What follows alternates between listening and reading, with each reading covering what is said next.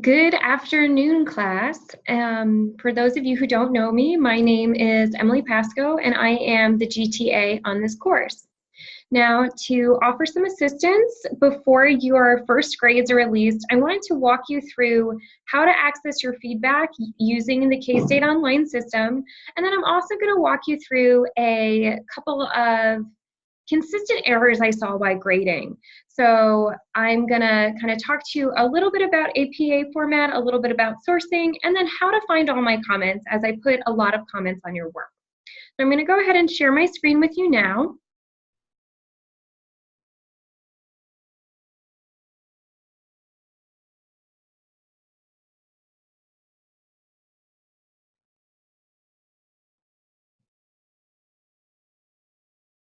Okay. So this is your homepage for the Apparel and Textile Industry course, AT245. And you can see that once you have something graded, it will pop up under your grade. So we have this indicator on our screen now. And what you will notice on your reference list is that you will have this little bell here. And that means that when the bell has a strikeout through it, that means that your assignment is currently being graded. Myself and Dr. Hiller will review all your assignments. So two of us review each of them. And so as we're both in the process of doing that, it will be temporarily muted, at which time then we can release all of the grades to all the students at the same time. So some students don't get their grades back earlier than others do. So I've mock submitted a reference sheet so you have an idea of where this would go. So this is indicating that where my paper was submitted. So you go ahead and you click on the link. So if you were, just backing up one step, if you were going to access your reference list, you would click here. And then you can see whatever the title of your document was submitted on the left. You will see any comments given by me right here or Dr. Hiller.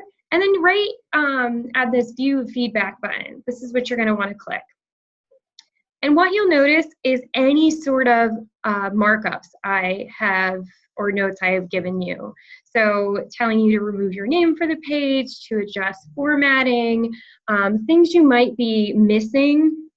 And so there's a combination of highlights and marks allowing you to get an idea of maybe where some deductions were taken.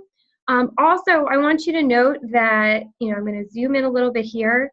If I made a note, say, that you shouldn't be using all caps in a title, then I expect those changes to be made throughout. So I might have not wrote every single time you did that to adjust your caps and not write in capitalization in any of your writing, but I expect whatever comments are on the first section to be applied to the remaining 9 citations. So do look at them and then apply accordingly as you make your edits. From here, you have the ability, I believe you can write back to us. However, we do not get an alert. If you were to write a comment into this area, I would say that we pretty much never get that notification. It's not going to come directly to our email. We will get it in the compiled notes later in the week. Generated by Canvas. So if you do have a question, that is not the easiest way for it to be answered. I much prefer you email me directly at ejpasco, P-A-S-C-O-E, for a little bit of quicker feedback if you need help with something. So that is how you access your feedback, and that's going to be the same for any of your assignments this year. We'll be doing all digital feedback. If you were to access here, you are not going to see your grade, and it should come back up as, this still should be blocked.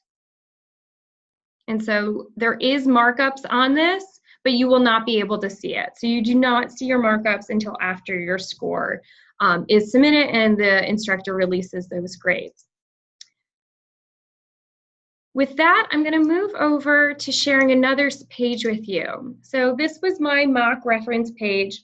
And these were just consistent things I saw. So first thing is, anytime you're submitting on Canvas in this course, I do not want you to include your name. And this because that eliminates my ability to grade you anonymously. I do that, and that way I have no idea whose papers I'm grading as I move forward. And if you add your name, then I know it's you. So I would prefer you do not put your name on. Any sort of academic writing, you're never going to have these big titles that are either my reference page or reference page draft or reference page options. I saw a lot of different varieties of the title. All I want is references, and this should be the same font and the same size as everything else. So Times New Roman is always a good standard font. 12, this should not be underlined, this should not be bold. As you're working through, one of the quick things that's always easier is we can see that there's a hyperlink here. So I'm going to say remove hyperlinks. We don't want those. This is the example of capitalization. So in any academic writing, you are never going to write in all caps. So edit these out. And in APA writing, you are also only going to be capitalizing the first word in the sentence or a proper noun. So as textiles and waste are not proper nouns, we're going to be lowercase, that's going to be lowercase as well. So sticking on the idea of the title, I'm going to now move through the rest of my citations and see how other adjustments need to be made to my title. So lowercasing, making the letters lowercase as needed. And you can see the same issues are here. So fatal fires, Bangladesh is a country, so that's a proper noun, so we're going to keep that capitalized. But we're going to lowercase highlights, danger, facing, garment, and workers. So anytime that you see, again, one of my comments made, make sure you do that all the way through. I also just eliminated the space. Some of your entries are double spaced. They do not need to be double spaced. However, they do need to have this indent that you see here. And I'm going to remove that hyperlink again. The other part I'm going to walk through, and I'm going to take some notes while we do this. So check your titles. Make sure nothing is capitalized. That shouldn't be.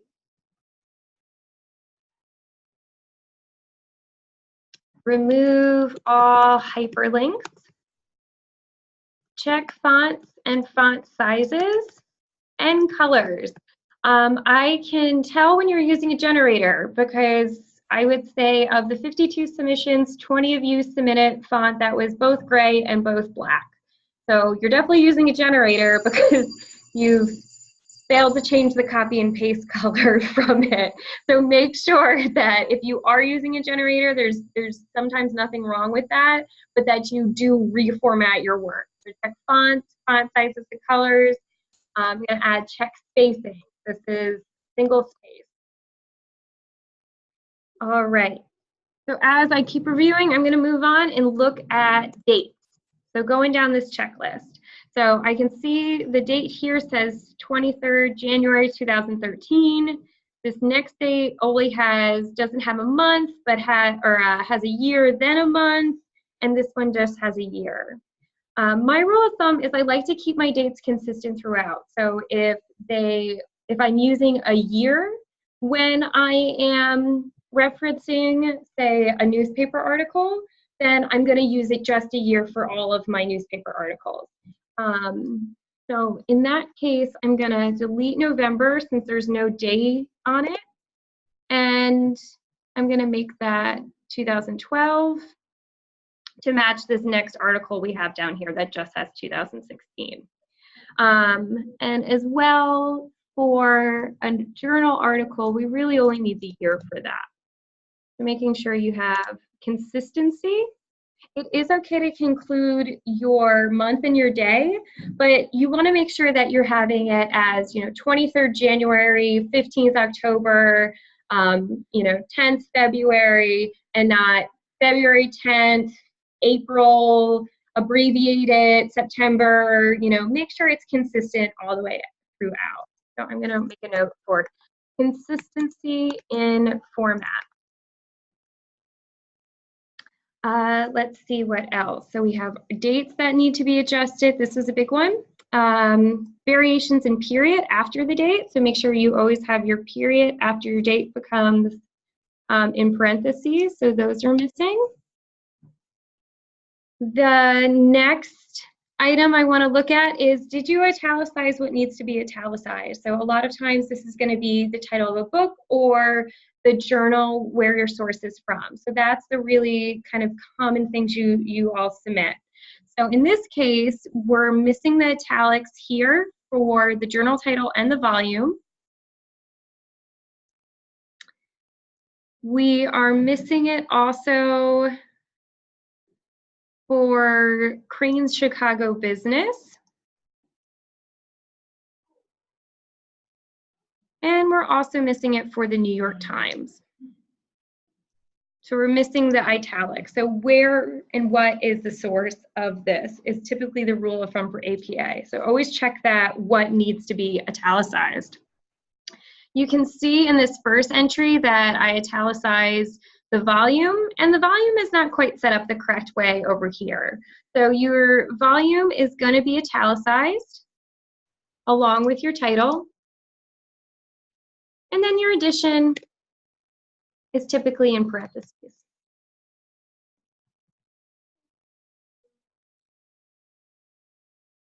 And as needed, always reformat to make sure that you have the correct process of indents.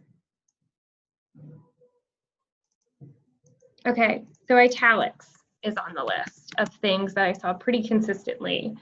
Let's see, I would say the other one is missing information. So if we notice this has a retrieved from, so this citation's looking pretty good right now. This citation, we've edited it up to this point, but there's no retrieved from or available from. So what is the source of this article? And that makes it kind of difficult for anybody to verify what you're doing. We see it's New York Times, but we don't see when it was from, or I'm not able to verify it. So that's an issue. So incomplete information.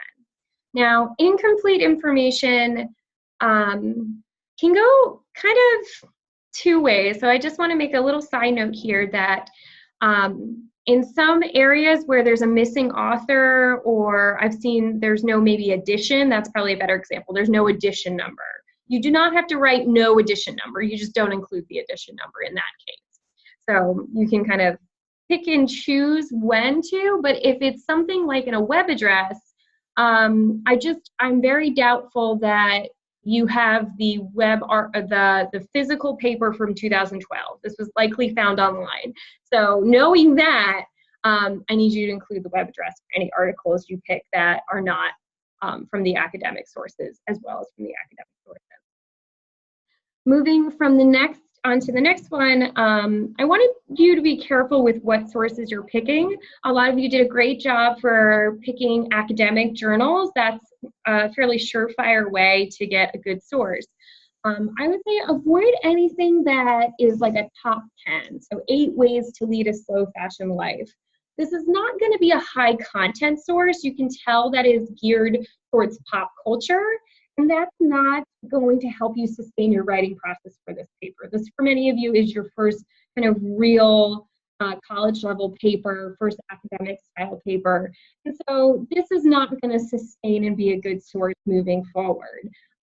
Any sort of top 10s, just absolutely avoid, delete them out of your reference list. So consider that. The other thing I saw a lot of was a tendency to cite dissertations. Granted, people who produce dissertations work very hard on them, but they are not vetted sources in the same way that a journal article is. So no one has, from an outside perspective, proof them. So don't use too many dissertations, as well as dissertations tend to be very broad and might be a little cumbersome for you to navigate information through. So also not the first kind of suggested source I would offer for you. And I would also stray away from too many newspaper articles. You know, newspaper and magazines have their own specific audience and their own specific slant to a problem, and might be kind of going on a persuasive route. So they can help you make your argument in some way, but again, it's not really giving you maybe the context you need for your paper. So definitely stick to the journals, some books. Those are going to allow you a more sustainable resource as you're writing throughout the semester. That's my tip there. So italics. I'm going to say be aware of pop culture sources and unvetted sources. And finally, now this was the #1 thing I saw almost on everybody's submission, and this is where you're going to see it and you're probably going to laugh at your own paper. So almost everybody cited retrieved from to a search engine. So it says search.proquest.com.er.library. So what that link brings you to is your library account page, and it's something I can't access. So there's some sources like the 8 Ways to Lead a Slow Fashion Life that I'm not actually able to verify and to score you on. So if you had a lot of those kind of search pro requests, that could be a reason for a good amount of deduction there, because there's no way for me to verify that you accessed anything. What this also tells me is that you may have read the first paragraph or the intro and you actually didn't dive into your source. So while you're setting up this paper that's going to be your paper for the whole semester, start to read the sources, because a lot of these were flags to me that you're not starting to read yet. There was a lot of sources that just direct me to the search page. So to get an idea, this is the equivalent of saying like found on Google Images or found on Google. It doesn't support the case at all. So you want to make sure that you're giving the direct link to your articles that you are finding.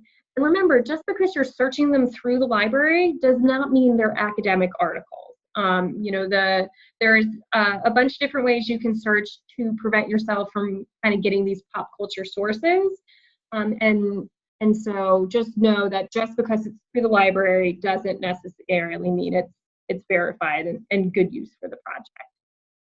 So be aware of the pop culture, and then I'm going to say direct links, please do not send me to a search engine.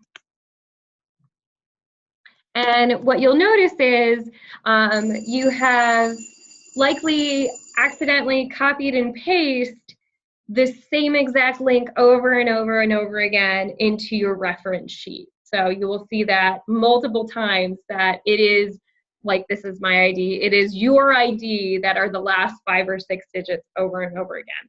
So that should be a pretty obvious one for you to fix, and you just want to go back, actually see if the article is worth it, read through it, and then link it directly. I believe those are my top 8 things I saw today. If you do have any questions, let me know. I'll be happy to kind of work this over with you if you're really stuck.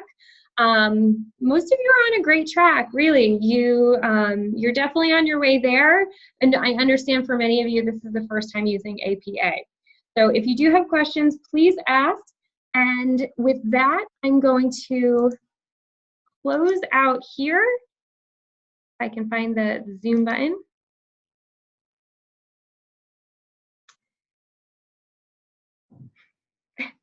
Thank you, guys. If you do have questions, again, shoot me an email. Hopefully these top 10 or top 8 tips come in use, and I will talk to you soon.